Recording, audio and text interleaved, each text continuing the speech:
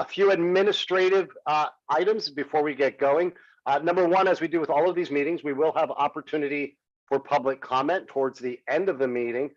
For today, that'll be at about 4:45. We'll open it up to public comment. Until then, if there are members of the public who join, we just ask that you leave your cameras off until it's public comment. And if you would like to address the task force, drop a message in the chat to either Carrie Steele or myself, Barrick Abramson. On the note of the chat, we do ask everyone to otherwise refrain from using the chat. And by refrain, I mean just don't do it. Unless it's an urgent message you need to get to me directly, the chat can become distracting for all members, and particularly anybody using a screen reader or other technologies. So we just avoid using the chat. My other ask will be that as you speak, I'm going to ask you to introduce yourself. That's in part because we are streaming live on YouTube. So folks may be watching this now, watching this later, and we do want to make sure that everyone knows who is speaking. With that, I'm going to go ahead and dive us into the work today. As you saw in the email we sent out over the weekend, and I do apologize getting some things late. We're trying to keep you as real time as possible looped into what the subcommittees are talking about. We want to make sure that we're aligned with all of you on how we're approaching both the development of the recommendations and how we're going to socialize these with stakeholders to get really broad input as they're being developed. So we'll spend some time making sure we're clear on where we are with the process, addressing any questions from you, getting any guidance you all have on adjustments we may want to make to that process. We'll update you on where the subcommittees are. I don't intend on doing a line-by-line reading through all of the recommendations. What I will do is have a dedicated segment for each one of those documents you saw with the ideas being generated. And then we do want to have some conversation about the ask we have of all of you and the role for executive committee members. And I think it's going to be important for us to all take a little bit of a step back and align on that process of how exec committee members are engaging with the subcommittees and the role of the subcommittees in developing their recommendations and handing them up to you. I know on our last meeting, we did have a conversation of how we were approaching that vote, and you all landed on a simple majority with a minority report explaining any dissenting views on that. So that's the intent of today, is to make sure everybody is on the same page as the process. We get your input and guidance, and we get the opportunity, since we've spent hours upon hours talking with the subcommittees and you're getting our abbreviated notes, we want to have the opportunity for you to give us questions that we can clarify or guidance.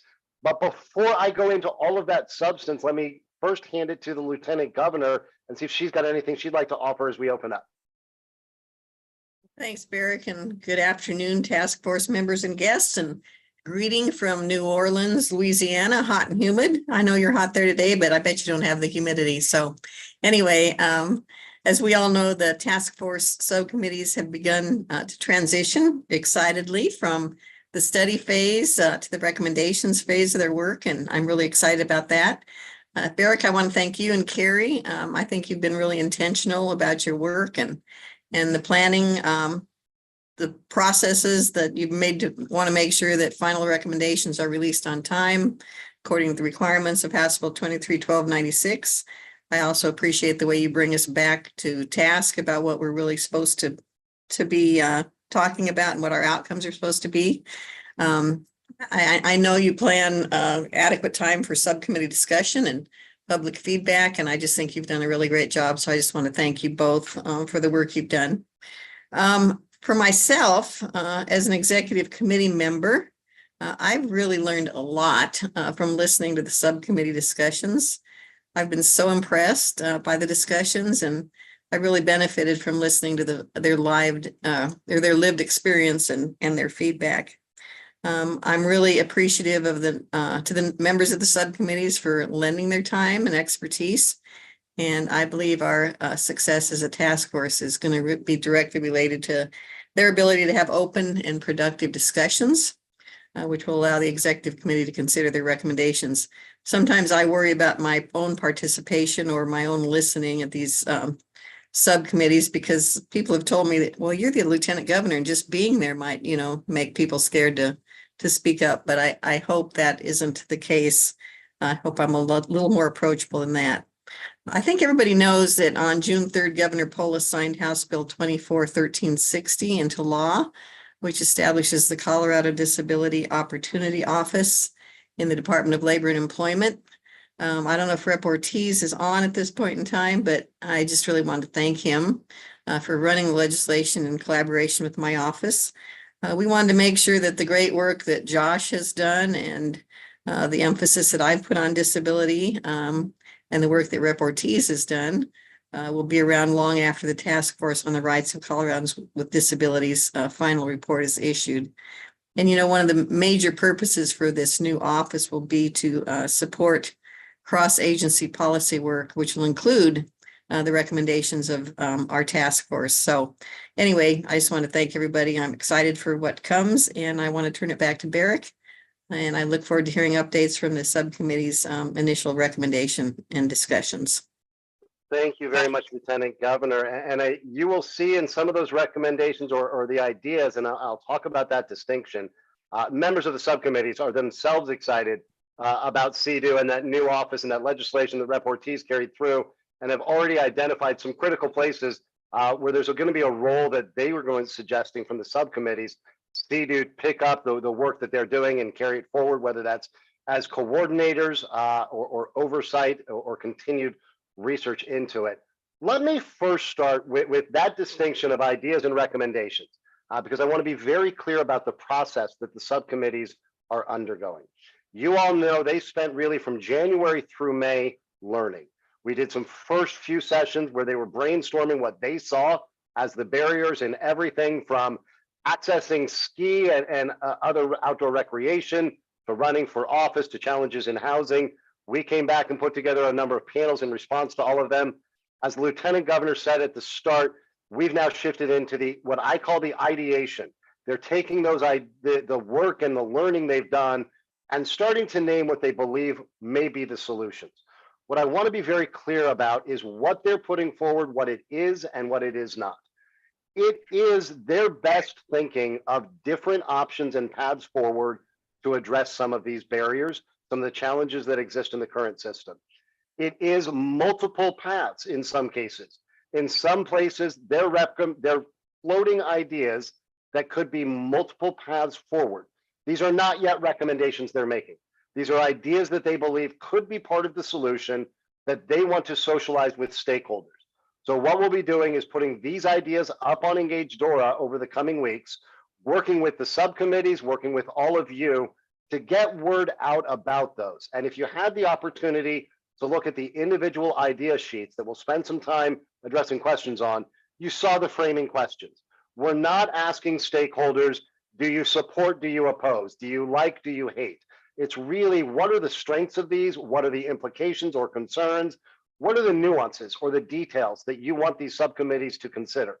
We will then bring all of that feedback from stakeholders back to the subcommittees, and we'll again put up on the screen or on the table the ideas they floated and that they considered, and look at the feedback they got from others, and then have that discussion of how do we now revise, adjust, discard, or add to these in response to what we heard from stakeholders.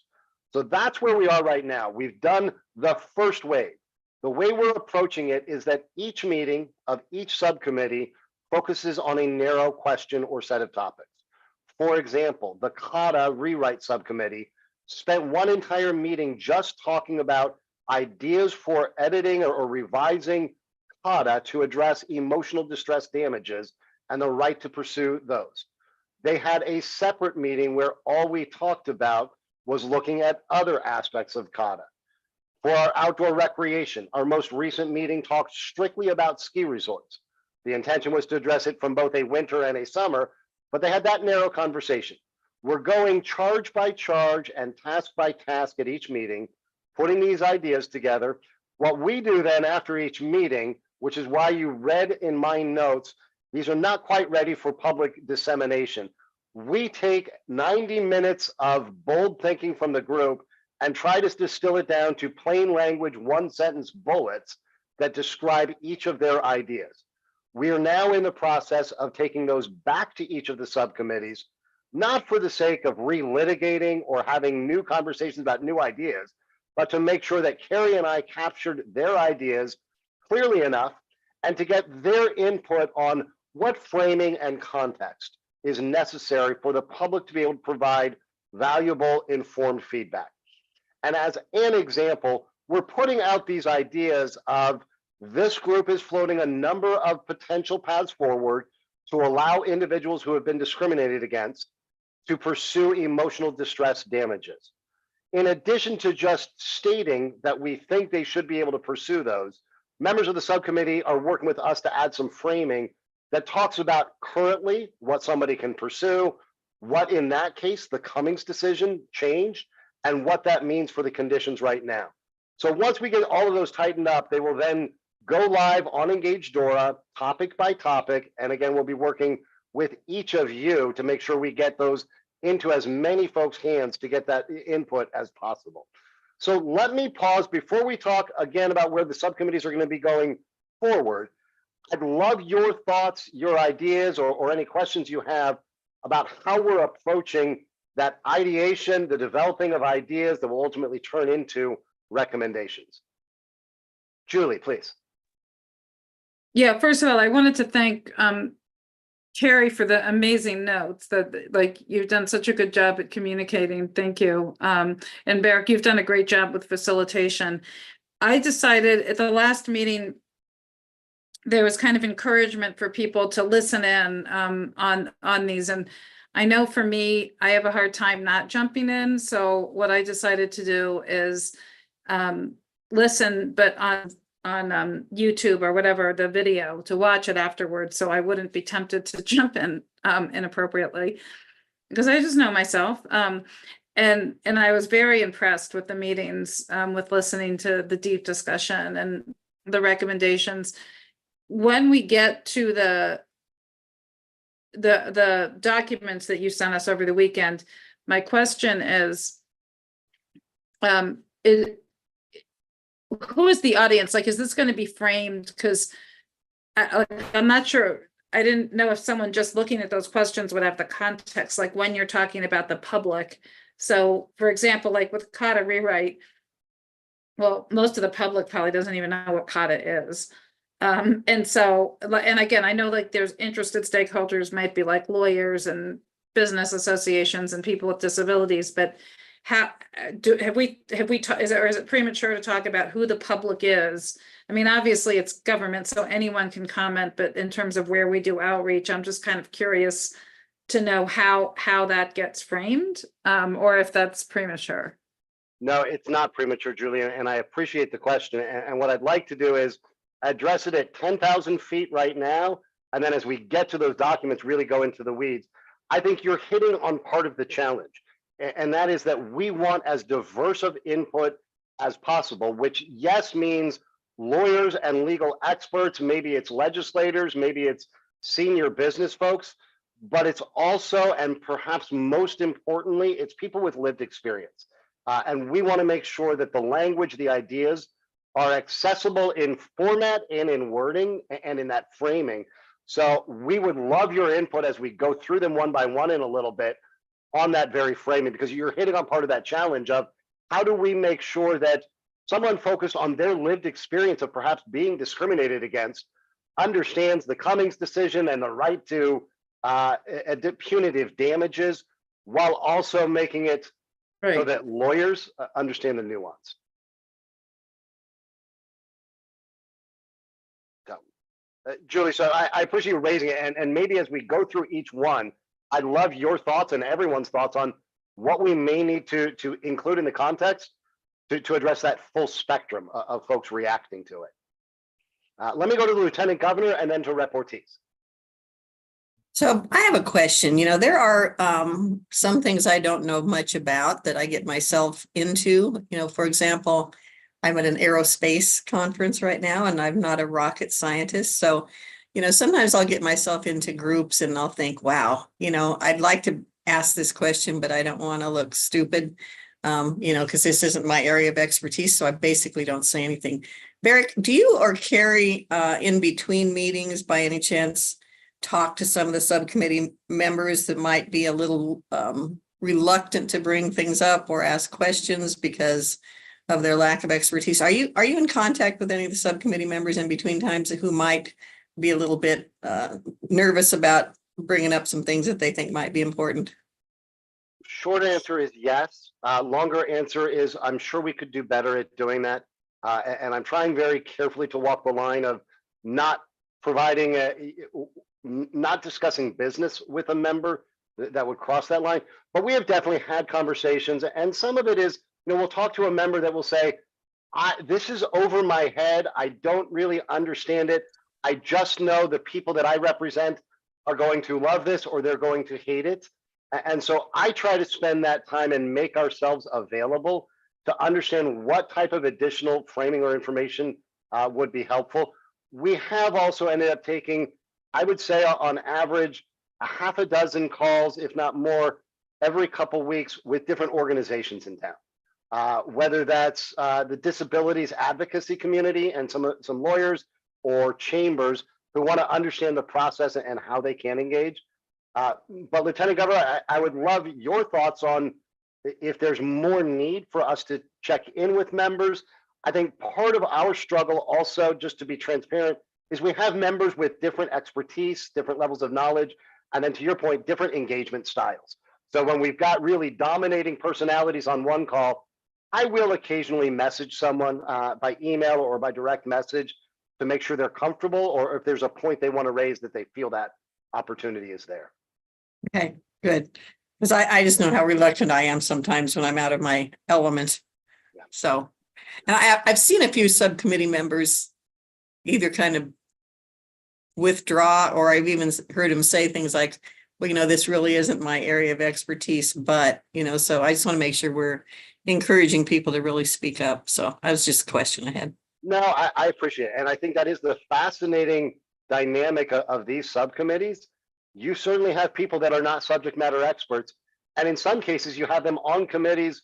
Let's take CATA as an example, where you have lawyers who spend 60 hours a week immersed in this. And it can be, I think, intimidating at times, and not because the other members intend to. It's just by virtue of personality and expertise. So we're always trying to be hyper aware, but if you listen in, whether YouTube or live, and you see a place where we could do better, or you just think, hey, Barrick, you and Carrie may want to reach out to this person, we'd love that extra set of insight on it. Okay, well, like I said, with my opening remarks, sometimes just me being in on the call and listening in, some people have said to me, it's just so intimidating having the lieutenant governor, and I'm sure they might feel the same way about Rep. Ortiz, just the fact of what our positions are. It makes me a little reluctant just to even listen in sometimes, let alone, and I for sure don't participate. So anyway.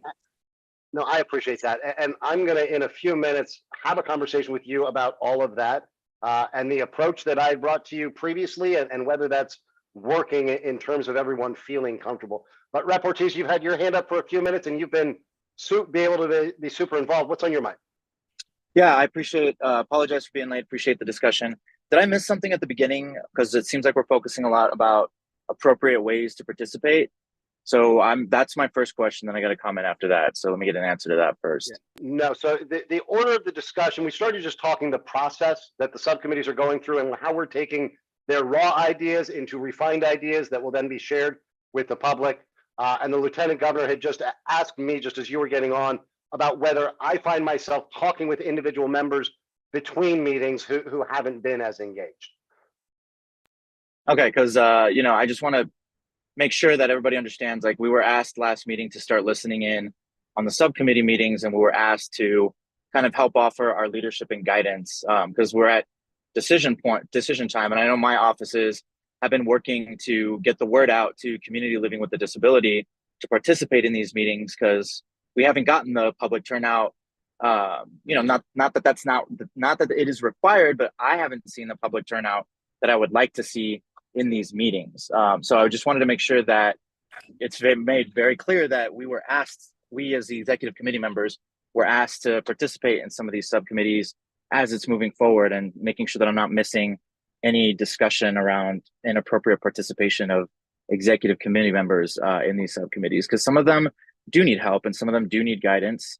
And part of that is leadership's job, is to set the tone, to make people feel comfortable expressing their ideas, even if they might not be experts. You got selected for a reason, and so you have every right to voice your opinion, and we have every right to be aspirational, but also challenge and push back, you know, based on what we're hearing, or to help kind of put more specifics or legs underneath what they're saying. They might have an amazing idea. There was one last time that I heard that I had never thought of, and I'm spacing about what it was now, but you know, that's kind of what's gratifying about participating in these as an executive committee member.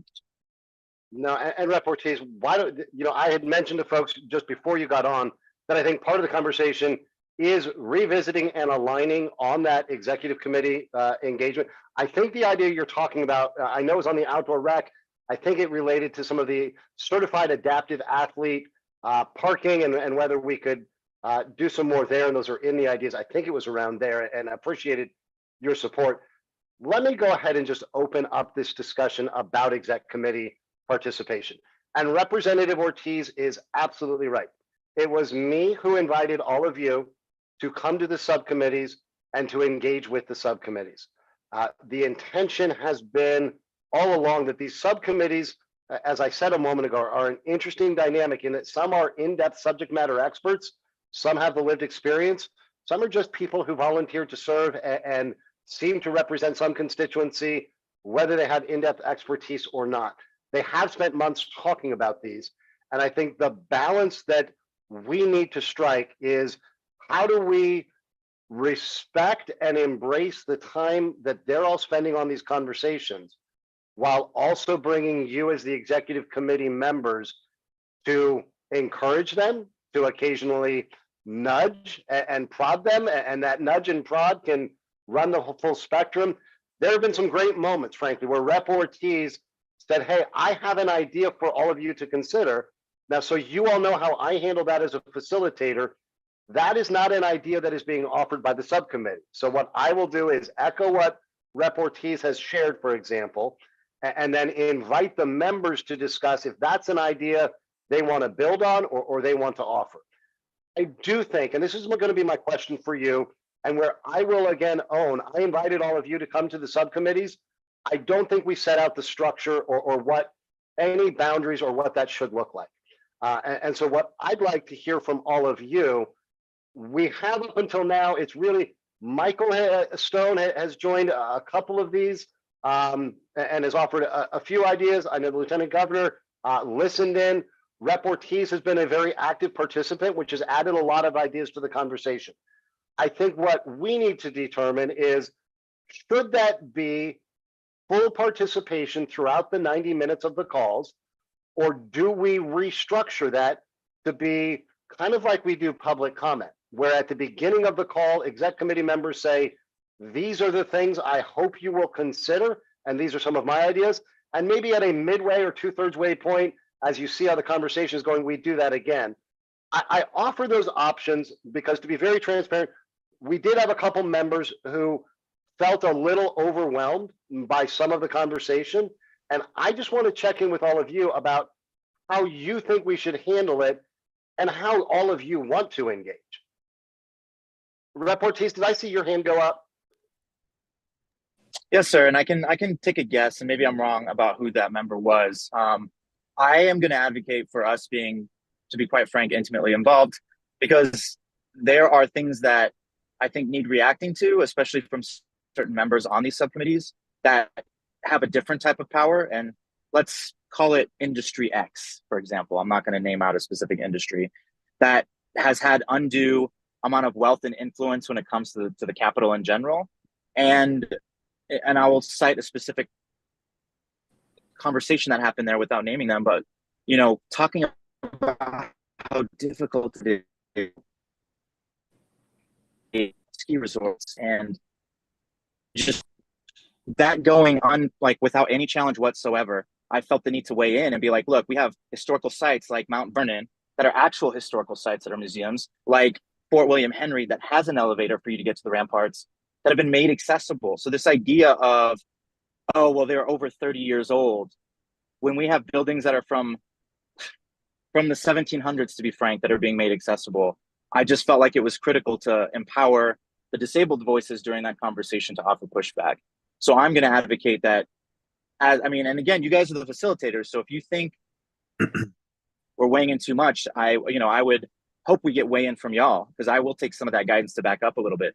But I think it's been valuable to have a voice, especially a disabled voice that is from a position of power, pushing back on some of these other silos of power that have traditionally gone unchallenged. Rep Ortiz, I appreciate the candor, the directives, and just the open conversation and the open communications you and I had. Yeah, I think you and I know some of the folks, at least one, who had that feeling. As a facilitator, what I want to do is make sure that the members aren't overwhelmed. And I think the lieutenant governor's example is an important one, that somebody may just see the lieutenant governor and feel the need to be deferential. My job as a facilitator, quite frankly, ma'am, is to make sure that they're not, that they're respectful of you and the office, but that they feel they have an equal and an equitable voice in that room. Rep Ortiz, I think there's a tricky balance, and my gut sense is to find a way for robust engagement from all of you with time that does not have your voices in it. And I know that's tough, because when an idea comes up, you want to respond to it. I want to make sure you have the full ability to bring ideas to the subcommittees, to challenge thinking if it's being too timid, but that we do so in a way that empowers the members and makes them feel they have the voices, and there isn't a more powerful voice pushing them in a direction. And Michael Stone has his hand up, so I want to go to him, and then Lieutenant Governor, I see your hand up, and then Rep Ortiz, I want to come back to you with your thoughts, since you are the one that's had the opportunity to be most involved. Mr. Stone. Thank you. Michael Stone speaking. First off, Barrick, I've sat in on most of these subcommittee meetings as of late, and I think first of all, you're doing an amazing job keeping everybody on task, and you can actually, it's palpable how much you're guiding back to the points and even pushing them, and you're telling them as you're pushing them. You're doing it in a kind way. The question I'd have to my colleagues, in an effort to answer your question, as specific to our role, is to answer right. If we can here now, any voids that we see that might need to be filled, that we can do perhaps in this meeting, that can be implemented in the subcommittee meetings. I think that there's probably enough of us here that could be very, very specific as to what are those voids. What can we do to assist in this particular meeting, and then move that forward in a more direct manner during those subcommittee meetings. Let me go to Lieutenant Governor, who had her hand up, then Representative Ortiz, because we had engaged, and then Julia, I'll come over to you. Thanks. Well, Rep Ortiz, I was listening in on the meeting when the discussion was happening between, I guess it's the ski industry and yourself. And of course, I was just in listening mode, because I understood that our role was just, if we're going to attend any of the subcommittee meetings, it's more of a listening role. Now with you, you have a lot more passion for this than I think some of the other executive committee members do, because first of all, it was your legislation, and you want to make sure that you see it across the finish line, and then it does what you wanted it to do. So I can understand your passion. Plus, I know you're a passionate skier, so you've got a lot more passion for the outcome for that particular piece of the outdoor rec. So I think there's room for grace on both sides of both the subcommittee members and us. I think the subcommittee members need to understand how passionate you are and how important this issue is to you. And I think we need to be mindful of the fact that we really want them to contribute as well. So I think there's room for grace on both sides. It's really funny as we're talking. I remember when I worked at Healthcare Policy and Financing, and Julie Riskin would come into the building, and everybody would literally, I am not lying about this, they would literally hide under the desks of their cubes when they saw Julie coming. So Julie's not quite as threatening anymore to me as she was then, but I think sometimes just our presence, like I said, can be just threatening when people know how powerful we are. So I think we need to temper it a little bit on our side, and I think the other side needs to understand the passion that comes from some of the people on this committee. Thank you, Lieutenant Governor. Rep. Ortiz, I'm going to go to you. And Carrie reminded me that I think the other idea, Rep. Ortiz, that you appreciated from a member was actually on the housing subcommittee. And the idea that there should be an inspection and a tracking when there's sales or financings to inventory for accessibility components. But Rep. Ortiz, on the topic of how exec committee members are engaging, anything you want to add? Yeah, and I do appreciate the words so far. Again, I'm gonna keep offering that pushback because we're not, like you're talking about our position of power. It's not like I got elected to represent ski country. Obviously, I want them to thrive and stay open, but I got elected for my stories, which a part of that's being a disabled veteran, fighting and putting disability rights on the map.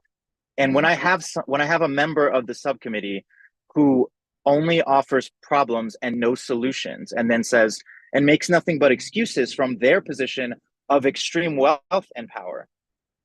And I know this isn't what this executive committee is meant to address, but let's look at the way that money impacts politics and the way it impacts whether people get elected or not. I am not going to back down from saying, hey, like the idea that these buildings have existed for 30 years should not be used as an excuse. I was not threatening in any way. It was making a statement and also saying community with a disability needs to fight for our basic rights. Okay, now I'm not going to apologize for that. And in fact, I decided to try and recommend utilizing one of her ideas, which is using the B77 ANSI committee to figure out a way to be the bridge between manufacturers of adaptive sports equipment and the designers of ski lifts themselves, right? So like, again, I'm not going to apologize. I will not, nor should I have to, or be made feel that I have to apologize. And also, this idea that the biggest force that I bring is passion. I've been working on disability rights issues for a while now, and I don't just bring passion. I bring a wealth of knowledge and experience engaging with some of these stakeholders that might not be true allies of basic access and disability rights. I bring knowledge of getting legislation done and forming it through the stakeholding process in something that's going to work for all Coloradans, especially Coloradans with disabilities. So, I'm not going to apologize for that. And I just want to point out the fact that being a brown person being told like, oh, you're passionate, great, I get that. But I also bring a wealth of knowledge and experience that has gotten results. Appreciate it. Thank you. Julie. And then Elizabeth, I'm going to call you in as one of the quieter members so far to get your thoughts on this. Yeah, thanks. Yeah, Representative, before you got here, I said that I listened to all of them on after we were invited to on YouTube, partly because it was timing wise, but also partly because I know I can tend to overtalk and I didn't want to drown those out. I did listen to the meeting that you're talking about, and I'll just say that I thought someone was pretty inappropriate and it wasn't you. I'll leave it at that. My question is there a better way is there a way that all of us can give input? And I'm kind of getting back to those things that were listed, because like I have some definite feelings again, not on that committee, but on a different committee of just, again, not that I think they're doing anything wrong, but like just some strong feelings about a direction. And so like, I'm trying to get to how can we get that information, whether or not we can get to the subcommittees or however that works. Should we have some kind of like shared document? I don't know, like shared document, or should that be done in these meetings so that it's in the public, in the light of day, so to speak? All of that. And I just don't know. Again, I think, or I guess another option could be should there be times for the subcommittee just to meet, and then maybe a section of the meeting or another meeting where we all meet, or do we invite them to this meeting? Because I think some dialogue could be good, but I've been on subcommittees, as kind of, just an advocate without power despite what the lieutenant governor says people think about me. But where I feel like we've done like all of this work and then like another committee's come and said, nah. And I don't want, again, I'm more concerned about the people with disabilities on these subcommittees. I don't want them to feel that. So I'm just in my head trying to balance, how do we support, again, particularly the disabled people on the subcommittees, but also make sure that we're not gonna have them do a bunch of work and then we're all like, nah, don't like it. And also address, some inappropriate use of power, like make sure that people aren't squashed by people that aren't really interested in solutions. And I've only seen really one instance of that. So luckily that is not the norm, but No, Julia, I appreciate the questions. And as your facilitator who really is neutral in this, I think I'm not afraid to name, there is a tension between those who live with a disability, those who advocate for them, and some in the business community who are against changes that would require them to, whether it's spend money or just change how they do. And I think that tension exists in all of these. I think it's going to exist when we're talking about seeking different kinds of damages. I think it's going to exist when we talk about requiring businesses to do different things. Julie, to your question, just to be very real about the challenge we face logistically, we are looking to add more meetings. We had hoped to be able to do some 4 and 6 hour deep dives. Scheduling wise, those just aren't working out. So what we're doing with each of the subcommittees is extending their meetings from 90 minutes to 2 hours. And for most of them, we're now doing 2 meetings a month. Given that, I think whatever input we do is going to have to get incorporated into the things, the times they're together that exist. I don't believe that we will get members in large numbers to engage in an additional meeting. That said, I think there are a few ways we can go forward, and this is where I need to get my guidance from all of you. Number one, we can certainly get your ideas in writing in advance or as things are happening, and we can be the conduit. I am more than happy to share throughout the conversations at the start and as they go on in each subcommittee. Here are some ideas that your executive committee encourages you to consider. Here are some concerns your executive committee has about ideas they have heard you discussing or have seen in our notes. So we can be that conduit if you're not able to join. Option 2, which I think is an and, not an or, we can provide time for each of you to address the group in what would be dedicated blocks of those meetings. At 2 hours, it becomes a little more feasible. For example, to say the first 10 minutes are strictly for executive committee members to provide encouragement, guidance, and ideas. And maybe at 1 hour, we stop again as conversations have been going. That isn't the most ideal for your sake in terms of flow of conversation. You may hear an idea at minute 35 and say, this person is crazy or this person is brilliant. I want to weigh in. What I need to work with all of you is, it has been one thing for me to essentially have one additional member because of Mr. Ortiz's ability to join these calls. If all of you joined every call, it would become a subcommittee of, instead of 8, it would become a conversation of 16. And we just wouldn't be able to have a conversation that enabled everybody to meaningfully engage in that. You've heard some, the Lieutenant Governor has, Michael has, Mr. Ortiz certainly has. There are dozens of times where I'm having to cut thoughts short to move us along. So those are the ideas that I think are on the table of provide ideas in advance and after. We identify some dedicated blocks. There is the option of you telling me, we want to all participate as members of the conversation. And if that's the direction you as an executive committee decide, we will abide by that and facilitate. I just want to name the challenge it will create in terms of time for discussion. Rep Ortiz, you have your hand up. Yeah, I mean, I would, if we're going to do something similar to that, my idea would be that we create a system where we're checked in with every 30 minutes for comment, but also allow the members of the subcommittee at any time to make a motion to hear a member, any specific member of the executive committee if they want to, because that then gives them a little bit more control and input.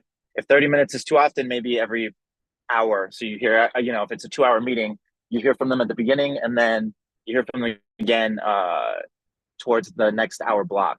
So that's going to be, if you're not going to have us participate throughout in ideas, that would be something that I would find acceptable, again, because I didn't come into my own voice until I got elected, and it took me 2 years to come into my own voice as somebody that lives with a disability, to have no fear to stand up to voices of power that have consistently given us nothing but excuses or reasons why not to secure basic access. And so it's not out there to think that there are members with lived experience in these subcommittees that might feel the same way and need that example to be able to speak for themselves, to be quite frank. Appreciate it. Thank you.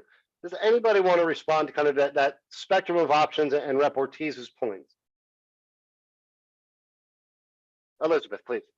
This is Elizabeth Moran, and so I would just second what Rep. Ortiz said. I think I'm in agreement. I will say a couple of things. So I've attended some of the housing subcommittee meetings, and I've listened to a couple of others just on my drive to and from Denver.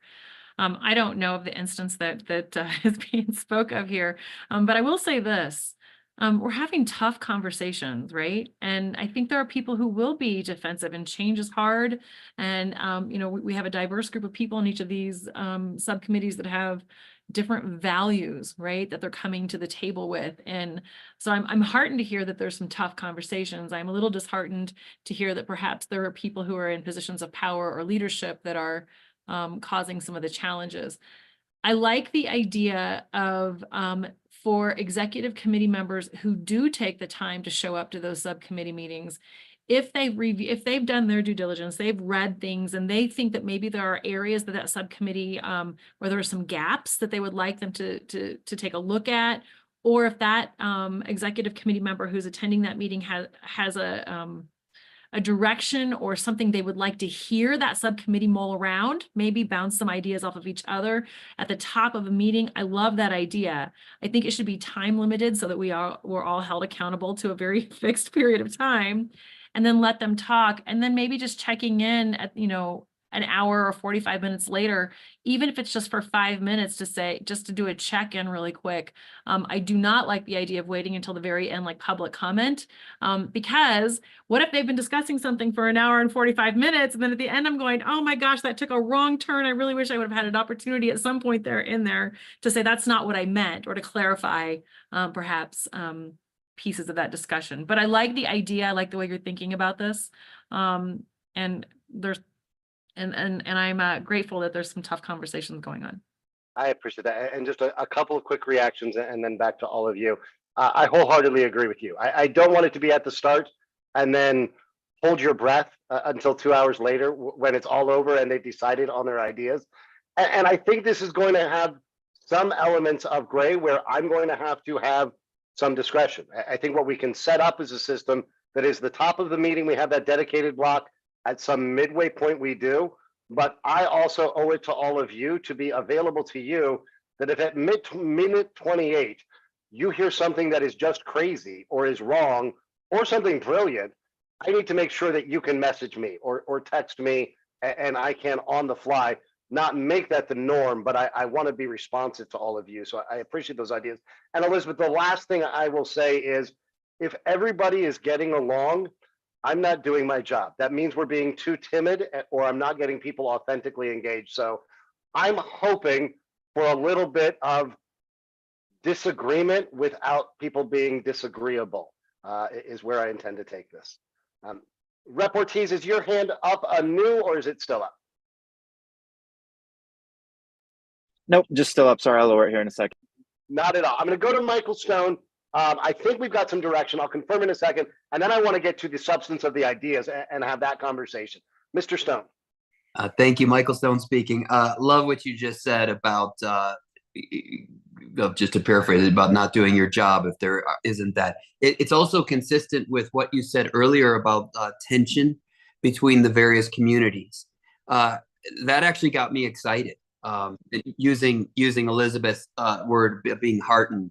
It tells me that we're doing something right, if there is in fact that tension, because that's exactly where this came from, and it tells us that maybe we are actually on target. And anyways, I think I just wanted to share that. It actually brought a smile to my face. I appreciate it. Thank you, Mr. Stone. Mr. Ortiz. Still haven't lowered my hand. Doing it right now. Sorry. Okay, no, my apologies. What I'm hearing, and I don't think this is a matter that we need to take a formal vote, unless the chair or the vice chair direct me so.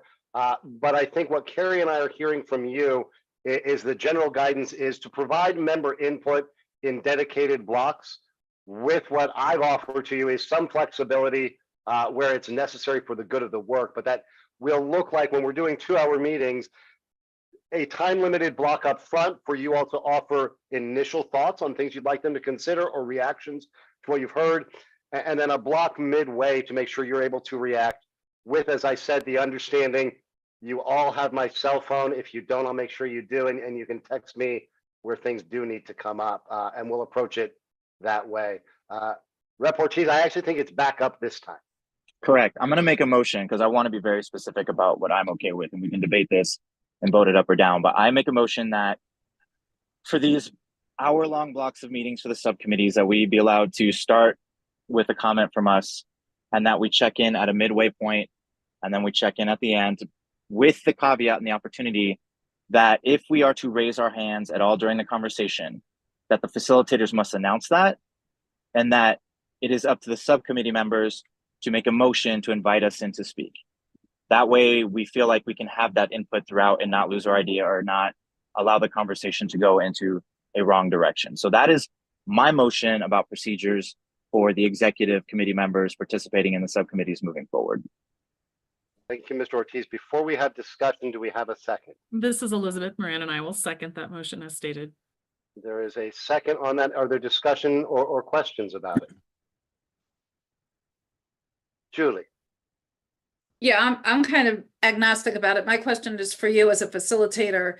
Is that process going to be too choppy? Like to say, okay, the hand is raised now, you all need to vote. I mean, I know like I'm on a board with that is super procedural and like this stuff happens all the time. But in most groups, things flow a little different. So it's really just a question. Do you think that's Matt? You know, and I don't want to put you on the spot, but you know what I'm saying is, I know I facilitate a lot of meetings, and to me, that would feel like hard, like I could do it, but it would feel like choppy rather than to just say, I don't know. But I don't have a problem with it. Like in theory, I'm always diving into the implementation. I appreciate that, and I have no problem being put on the spot. I will be very direct with you, and then I'll ask Elizabeth her thoughts. The idea itself doesn't trouble me. Is it open to abuse that would become problematic?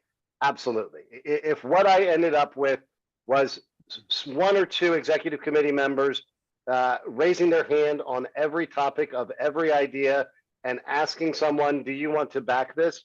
It could completely derail the meeting. I'm going to expect and assume good faith that none of you would do that. And if I find that is the case, come back to all of you at a subsequent meeting and see if we need to adjust our course there. Elizabeth.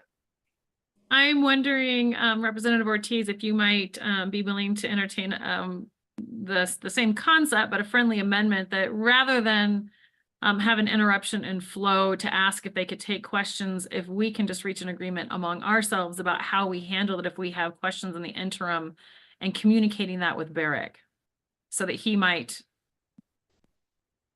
be able to. I mean, I'm open to ideas. Like I'm definitely open about like what does that look like? Because here's why I think it needs to be formalized, because I already know which members it was that spoke to Barrick. I know and just to be quite clear, since it's a public meeting, he has not betrayed anyone's confidence, but I am no dummy. Okay. And so the intent is to make sure that, for me, is to make sure that we give and empower the subcommittee members that have a vested interest in securing basic rights, the ability to speak without allowing members that are used to power because they have wealth and a position of power from stifling those voices, and being able to interject and act as someone that can empower the voices that are being stifled in those moments. Like that's my intent. So if anybody out there has any recommendations to be able to facilitate that while facilitating the meeting, like I am all ears. I'm always all ears to solutions. Please, Elizabeth, jump in. thank you for that. This is Elizabeth Moran again, and I'm wondering then if we might just make our charge to Barrick that he give us assurances that he will make sure that some of those voices aren't sort of bullied to the side. But with an agreement that there'll be something at the beginning, something at about a halfway point, an opportunity for us to speak anyway, those of us who might attend, and then an opportunity at the end. You have my assurance. It sounds like Rep. Ortiz, Elizabeth is offering a friendly amendment to have the introductory comment, the midway comment, my assurance that, which you do have, that any members of the subcommittee who attempt to bully, intimidate, or otherwise stifle conversation, I will manage tightly, and that we have a way for you to get ideas to me as critically necessary that I can introduce between those two comment blocks. Elizabeth, am I articulating correctly? That's correct. Thank you. I think my only amendment to the amendment would be that you allow us one officially outside of your discretion where we raise our hand and ask to be recognized outside of those specific times. Because I want a safeguard. At least one would be something that I would be looking for. Seems reasonable, Lieutenant Governor. Yeah, I actually asked Mark, who's sitting here, to look up the statute and see what it says about the role of the executive committee.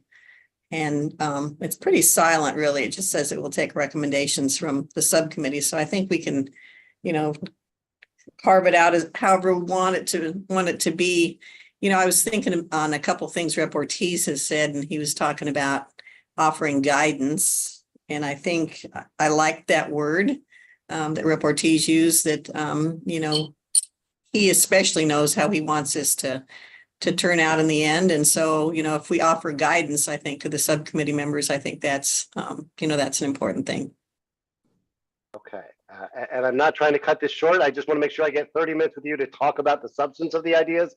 We have a motion that has been seconded and friendly amendment and a follow-on amendment that would provide opportunity for executive committee input during the first block of the meeting at a midway point, and understanding and commitment from your facilitators to ensure equity of the voices and a non-intimidation environment. And finally, that there is at least one opportunity in between those, if an exec committee member feels so inclined to be able to weigh in. With that said, I will ask for a formal vote. If I can get a showing of hands for all in favor of this motion as seconded and amended. All in favor? All opposed? The motion and amendment as amended passes. Thank you very much. We will begin this immediately with our next subcommittee meeting. With that, I want to get into the ideas that were circulated. And I know we shared an awful lot with you. I think it's indicative of the thinking going on of these groups. I hope all of you feel a little reassured after 5 months of me telling all of you, trust me, they're learning, they're discussing. We're now digging in and I think getting some really solid ideas. As I said at the very top, we simply don't have the opportunity to go line by line through all of these. If you'd like to do so separately, one-on-one, I'm happy to make time to talk about the history and the background and the context of these. But what I'd like to do is kind of go through these committee by committee to see if there are clarifying questions. Again, all of these, they are not proposals. They're ideas to go out to the public for stakeholding. And with the exception of emotional distress, which has been drafted, checked with members, and now revised, all of the others are in draft format, waiting for final sign off of the subcommittees. But let me go to the ideas for emotional distress and the ideas, the other ideas, excuse me, from the rewrite subcommittee for exhaustion and timelines. Do folks have questions? Do you have points of clarification or reaction to what you saw in these? Julie, please. Are we talking about any of them or just Kata right now? Just Kata right now. Okay, then that no, other than what I said before, which is when we get to inviting public comment, I just think we need to frame it differently to ask, because again, I think I don't think most people are gonna understand the way it is right now, people with disabilities anyway, and that's kind of who I care about hearing from, is like people don't necessarily know what the law does or doesn't offer right now. People don't necessarily know what emotional damages means legal, like we all know what it feels like, but I don't know that. I can just tell you from the kinds of calls that come into our office, people don't understand the concept of like damages and what you have, you know, and like what you might have to prove to get emotional damages, that you can't just say, oh, this bothered me.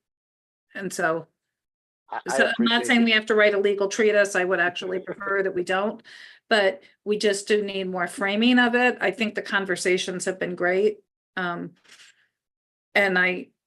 So Yeah, thank you, Julie. And we certainly will do that. And you're highlighting for me the need to have even more plain language that is accessible and understandable.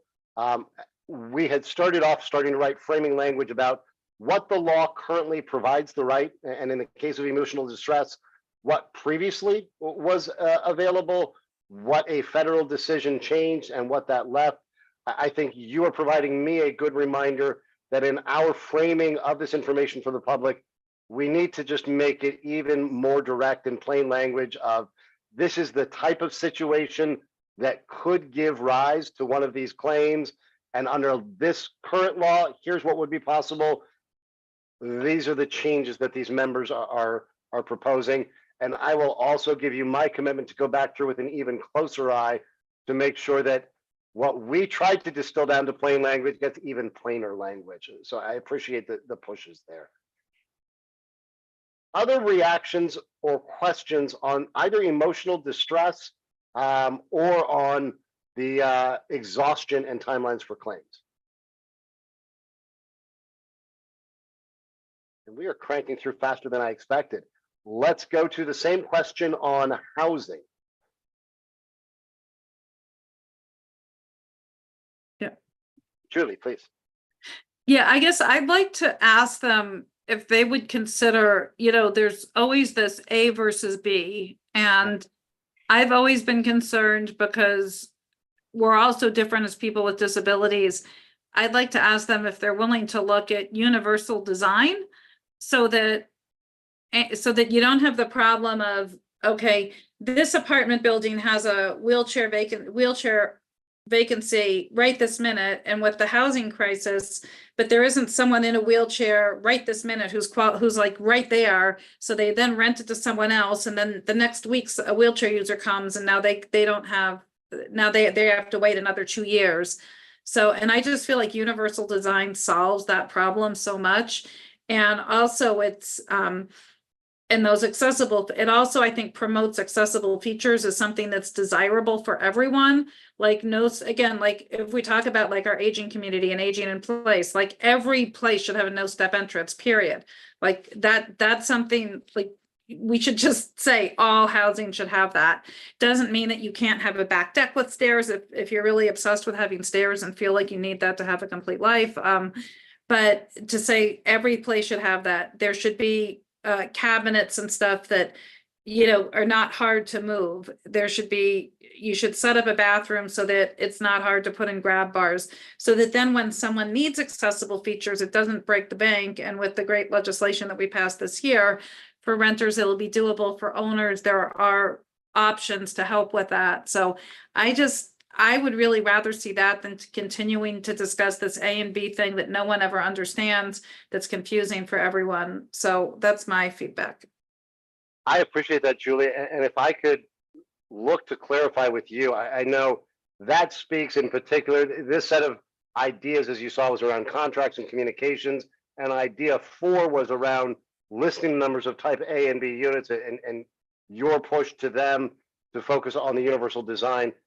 Would I be correct in also hearing from you that you want to hear universal design spoken about and addressed in the development and the unit inventory, not just in the communications that these ideas are narrowly about? Is that accurate?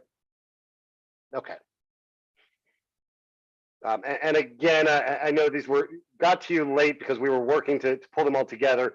these ideas from housing were particularly around contracts, plain language, publications, and communications.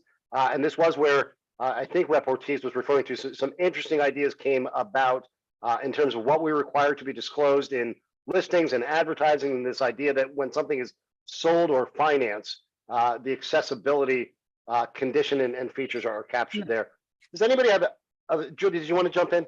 No, just that would be great. And also I think helps elevate the fact that these are great features, whether or not you happen to use a wheelchair right this minute and need it.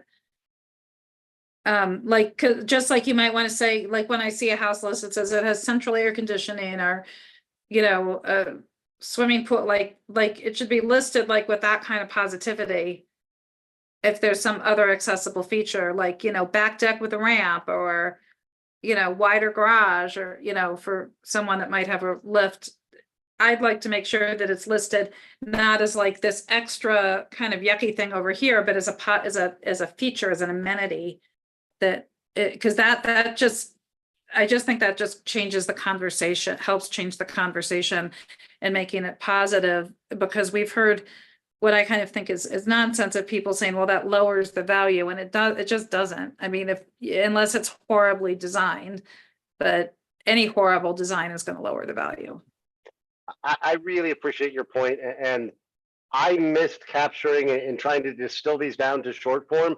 That's actually something that was emphasized by our subcommittee of ensuring that these communications make the case of the value add, not the value detract through these accessibility features for the units. And frankly, they were talking for the community and for the development itself, that it should be seen that way. So we'll make sure that we adjust that language accordingly. I'm not seeing any other reactions on housing. I'll leave the door open. One other, Yeah, please. sorry, Elizabeth had her hand up and I just Yeah, jumped. Elizabeth and then Julie. I'm sorry, I didn't mean to rush us. No, that's okay. And I'll keep it short because I don't know that I'm value added. I think I just want to second Julie's sentiment on universal design. We have a saying, it helps everyone and hurts no one, right? And I don't understand why we're not using it more. And also making sure that it's just not the unit itself, but also when we talk about universal design, being inclusive of intuitive spaces. So for our aging population, people with traumatic brain injury or IDD, we're not thinking just about necessarily the housing unit itself, but how we get to that unit. Like especially if it's a multi-unit development, or making sure that those spaces are intuitive and easy to access from a, I walk in, I know where to go sort of standpoint, not just taking it that step further, which is inclusive of universal design. Thank you. Julie. I guess I had some similar comments. I really loved the stuff that they're doing on the plain language leases. And that needs to be, there are so many people, like, I kind of feel like this is not about disability. It helps all of us who aren't lawyers, like who need to read this stuff, be able to read it and understand it. So I think this will help a lot of people. So when we go to input, I'd like to make sure that we're including all of the renters' rights groups, and even adult education, people that do adult education, family centers. I think there are a lot of people that help renters that would really love this, and and so the reason I would want comment is they might be able to say, are we missing something for a demographic that, even though we're focused on disability, it's not going to hurt us to, add or phrase something that could help some huge demographic that we might not be thinking of in our committee. Because I think this has the potential to be so helpful to so many different kinds. Again, this is the bill for all of us who don't have a law degree. Because I have a hard time understanding those documents. Completely concur with you, Julie. I appreciate it. Lieutenant Governor. So this is not a pushback on what Julie's saying by any means, but Julie and I have worked for decades on one department, and the information they send out to their recipients or whatever clients. And the pushback we get from the departments are, well, legally we have to do it this way. So are we gonna get any pushback on plain language from the legal beagles in the world? I think what they're doing is a side by side so that they'll still give the language with all of the gobbledygook, but then they'll also, and I'm seeing more people do that. I think the ARC of the US maybe does that, or some national disability group. I'm starting to see alerts come out that say, here's the legal stuff, but then here's the plain language explanation. So I think if we do that and we're still giving everyone all of the stuff that the law requires, they can't push back. I mean, that's what I don't know, Elizabeth, as a lawyer, you might have a different idea, but.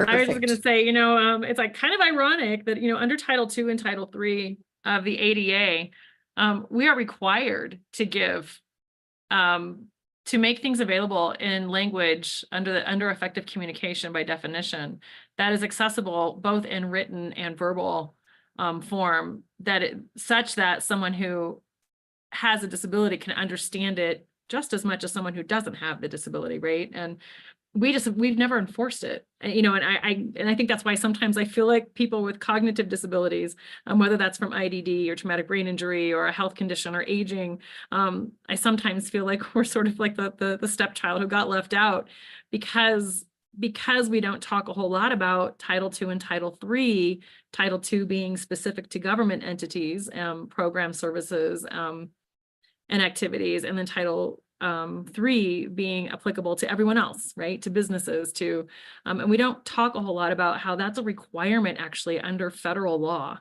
for 30 some odd years now. And I would love to see it come up in this context of if a contract does not effectively communicate to individuals who have communication challenges, that we are requiring it to be in plain English, whether that's a side-by-side or as an explanation or in some other form, that we are making sure that that's happening.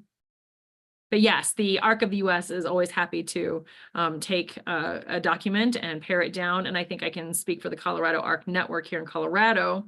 If we got to a point where we had, where we needed sort of a tips sheet for how to create inclusive language in your contracts, how to create, and we would be happy to take on that task.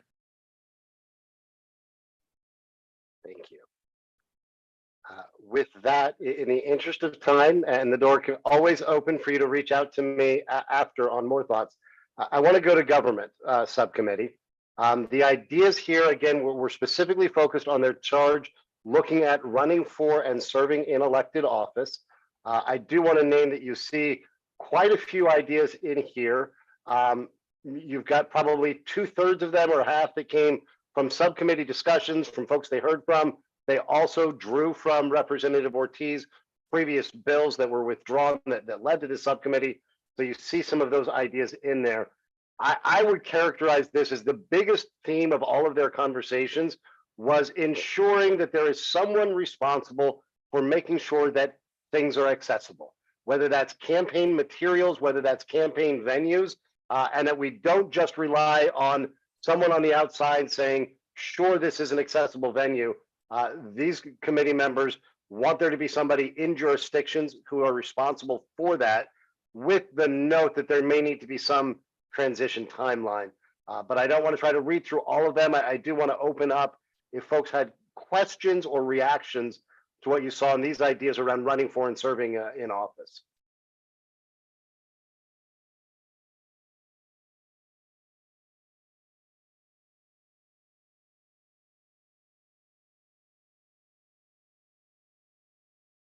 Rather than simply charting it up to, we did a really good job of writing, or I hit you way too late, I'm going to give everybody a minute if you want to skim it and just offer any reactions. I won't call people out, but I want to make sure you do have the opportunity to engage on these.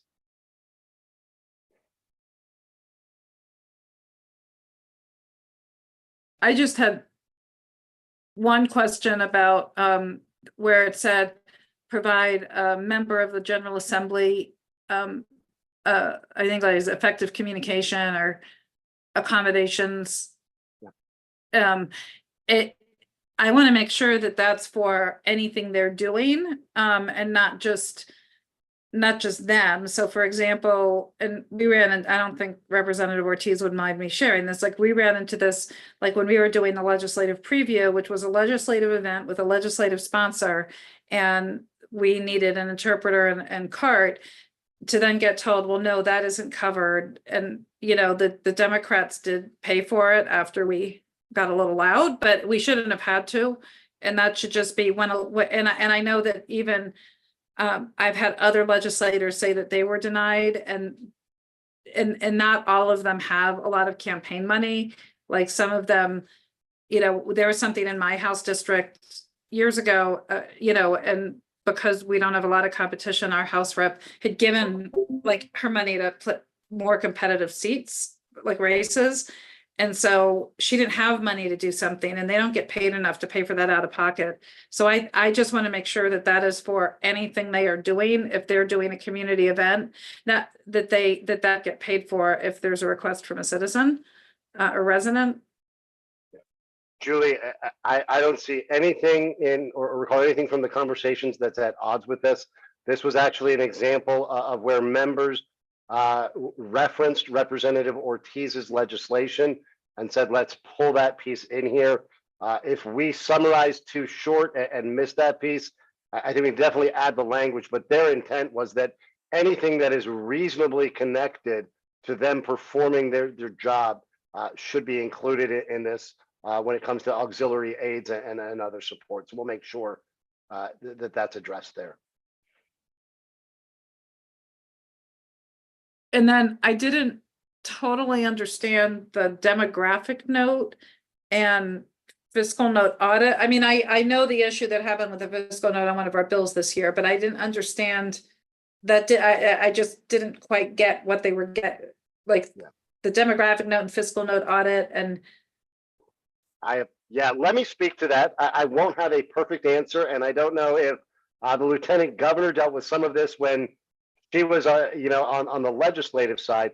My understanding, Julie, is there are certain cases where a sponsor can add a demographic note for certain classes of constituents that flags it and the fiscal note for review. This was a proposal by Rep. Ortiz to the group that any bill that relates to protecting the rights of Coloradans with disabilities, there's also a limit on how many demographic notes can occur for any class or group of constituents in a legislative session. Rep. Ortiz proposed that we specifically provide for the right for any bill relating to those with disabilities, there be no limit on how many there can be, and that it trigger this fiscal note review. Lieutenant Governor, did you deal with any of these? Because I'm probably speaking imperfectly to this. You know, it's been a few years since I was in the legislature, but I don't remember that I did deal with any of these. I can't, do you remember if I dealt with these, Julie, and any of the stuff you and I worked on? I can't remember. I don't think so. I mean, I think not so much, I don't think we even had demographic notes when you were there, but I think, you know, the fiscal notes, it's an annoyance with every legislator of like you know, I don't think there's, I'm not, it just happens where like some bills, you get a fiscal note and you're like, how the hell did they come up with that? I've also had the other experience where I get a fiscal note on a bill and I'm like, oh, cool, we dodged a bullet because I know, you know, it's like, this is going to cost more than that, but whatever. So it does feel very much like it's what, you know, a department wants. I don't know how you address that. I guess I personally am a little uncomfortable with saying other protected classes have a limit and we don't, as someone who works in coalition and thinking about intersectionality. I would be totally comfortable with saying no limit on demographic notes for anyone, but I'm not comfortable with saying disabled people should get something that other protected classes don't get personally. Understood. And a couple quick thoughts and a thanks to my colleague Carrie, who provided me some quick information here. One, I think in looking at this, we may benefit from separating out the audit of the fiscal note from the presence of the demographic note in terms of ideas they're floating. Just looking at the General Assembly's language, it is 5 demographic notes for each or more, just, I'm going to read this really quickly, beginning with the 2020 ledge session. So Lieutenant Governor, you probably didn't deal with many of these. The staff of the Ledge Council are required to provide demographic notes on legislative bills in each regular session. Speaker of the House, Minority of the House of Representatives, the President of the Senate, and the Minority Leader are authorized to request 5 demographic notes each. When a member of leadership requests a demographic note, the staff of Ledge Council must meet with the requesting member and the sponsor of the bill to discuss whether a demographic note can practically be completed for that bill. If not, the member may request a demographic note on a different bill. The note is defined as a note that uses all available data to outline the potential effects of a legislative member or legislative measure on disparities within the state. Disparities meaning the difference in economic, employment, health, education, or public safety outcomes between state populations as a whole and subgroups of the population defined by relative characteristics for which data are available. A little wonky, but Julie, to your point, this provides for 5 of these for each of those 4, the 2 majority and minority leaders. I'm happy to take your recommendation back to this group that they be aligned, whether it's 5 for all or unlimited for all. Does that address your concerns on the language we had here? That's mine. I'm not saying that I should speak for this whole group. I'm just saying that's my Well, personal Understood. belief. And again, I- as an organization that is representing an organization that works in coalition and focuses a lot on intersectionality, that's just the lens I'm coming from. I don't know where the I- magic number, I don't know where the magic number of 5 came from. Where, is that a magic number? It was a negotiation, I think, when they were doing it to begin with. I think it was Ledge Council, whoever does this, saying like, here's what our capacity is, and like not wanting to drive it was probably about not wanting to drive a gigantic fiscal note of them saying we need 100 more staff. Hey, well, I'm glad I wasn't having a senior moment about demographic notes because we didn't have them when I was in there. So, No. phew, what a relief. With that, and again, I leave the door open to you. I will share at the end the timeline on these. I think given where we are with the 4th of July holiday coming up and us still needing to get final sign off on revisions from each of these ideas, these are not going to go to Engage Dora before the 4th of July weekend.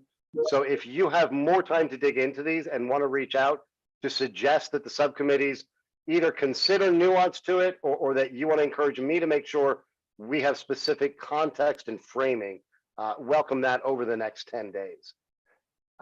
Let me finally go to outdoor recreation. I'm a little disappointed that Rep. Ortiz, I know, had another commitment, had to jump off. He was very involved in this discussion. I think you all know he's been historically very passionate about it. This was particularly about ski resort recreation. And we did intend it to address both winter and summer.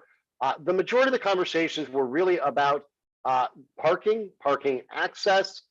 We had a lot of talk, frankly, about bathroom access and a number of places where, for example, one of our subcommittee members has a daughter who uses a wheelchair. The restroom requires use of an elevator to get to it.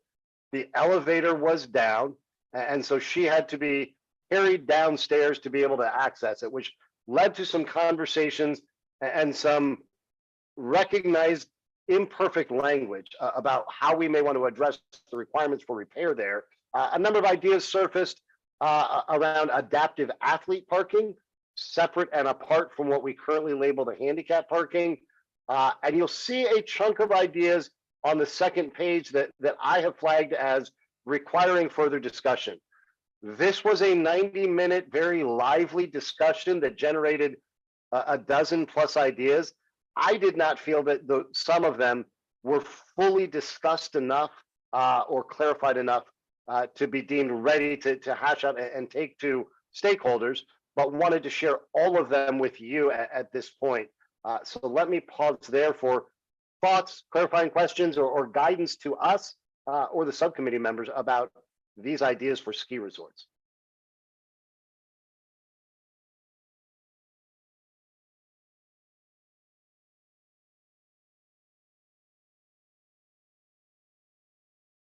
and full transparency, since the note of tensions was brought up, where that came up in these discussions was what buildings should be required to be made accessible, compliant, or modified, and some back and forth about cost and age of building, and whether either of those was a basis or should be an exclusion or an exception.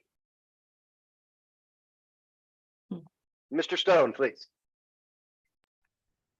Is there any way you could clarify a little bit or just expand a little bit more on that last one? I was on that meeting, but I think I might have missed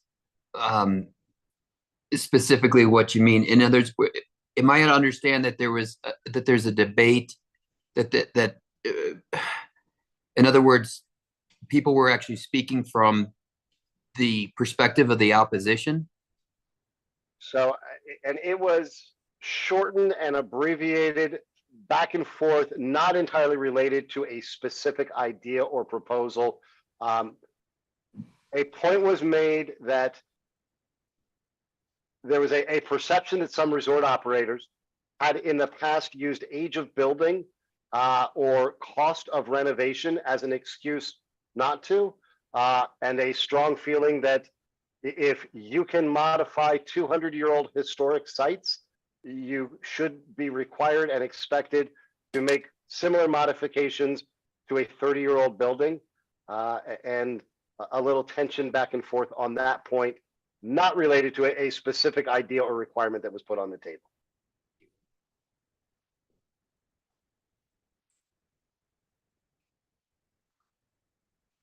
Any other thoughts or reactions as you look at the ski resort idea? And again, I want to emphasize what you're seeing is these snippets of what will ultimately be all of their ideas. This is ski resorts. We'll then be talking about water sports, from rivers to lakes. We'll be talking about trails and other outdoor recreation. Just like with government, we'll move into talking about things like working for government. We'll move into all those others. So each of these are individual pieces.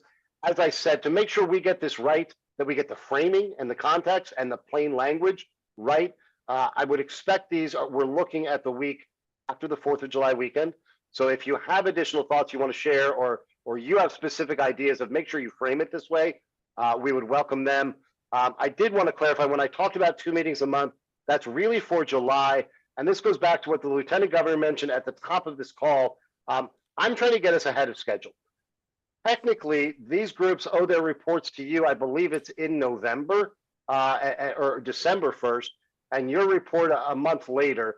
I think we all know the legislative process, and my goal is to get you a very clear sense of where their recommendations are going to land into September and October, at the time that the governor is putting his budget together, at the time legislators are pulling early bill titles.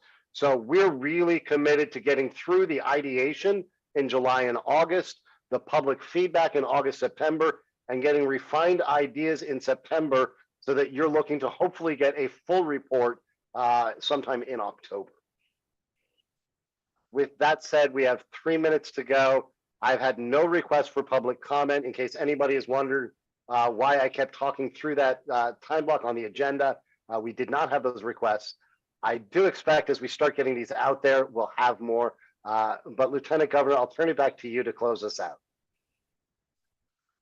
You know, one of the things that Rep. Ortiz said at the beginning was that he was kind of underwhelmed with the amount of public input we've gotten, and besides just the subcommittee members. And this is more of a question than anything to, like, I don't know if Julie's still on, but maybe to the ARC. And what are we doing to advertise these meetings? Are we just passively putting this up on a DORA website, or are we actively trying to solicit participation? And can we do that? We have the bandwidth to do that. So I can only speak to what I know firsthand. It does get up on the DORA website. We at Confluence have been pretty consistent in meetings in getting things posted with links to the full calendar on LinkedIn, on Twitter, or X, I guess it is now. I'm happy to start sending out just reminders to all of you if you can help spread the word. It has been pretty informal and ad hoc to date. We would welcome your support in getting that word out. Elizabeth, did you have a thought on that?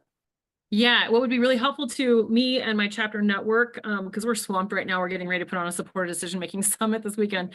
But if you will just send me, Barrick, or all of us, when you post them to any sort of a social media or a web page, if you'll just send us the links to those, so then I can have my outreach copy and paste those, and then we can get them to all 15 chapters across the state, and then all of them can post it on their social media. I think we can bump up some engagement, at least from my folks. That would be great. And I will not take credit for doing so because it's going to be my colleague Carrie who carries so much of the weight of keeping us organized. But I know Carrie will jump in to do that. That'd be great. And this is probably a stupid question, but what about as we begin to formulate the recommendations, can we send out a press release about subcommittees? I don't know if that's a question for Ginny, who's I know on, but can we send out a press release asking for public input or anything like that? I know Ginny was balancing this and cabinet and another meeting she was covering. Lieutenant Governor, I don't know the answer. What I will do is we check in every week with Ginny and Aubrey and Katie, who handles a lot of their public affairs. So I will get an answer to you, and I will get back with Josh and Mark in your office and see what we can do to get any press release out there and gin up some interest. Because the more input, the merrier, I think. Agreed. All right, with that, it's 5 p.m. I appreciate you working through with me what I know were some tough conversations up front, some important updates, and really appreciate all of your guidance on how we can best keep moving these ideas forward and what's useful to you. So with that, I know, Carrie, was there anything, we're moving July because we had a 4th of July, is that right? Yeah, the government subcommittee meeting falls on Independence Day, so we're going to reschedule that. But the intention is to keep all of our regularly scheduled meeting times for each of the subcommittees, just extend those by 30 minutes. And then we'll add an additional 2-hour meeting in July for each of them also. So all those scheduling polls are going out this week, and we will put it up on Engagedora, but we'll email all of you guys as well, just updates on when those meetings will take place in case you'd like to join us. All right, Great. with that, appreciate everyone. Stay safe, stay cool from the heat, and we will talk with you all soon. Sounds Thanks good. much. Thanks, Barrick. Thanks all. Bye-bye. Bye.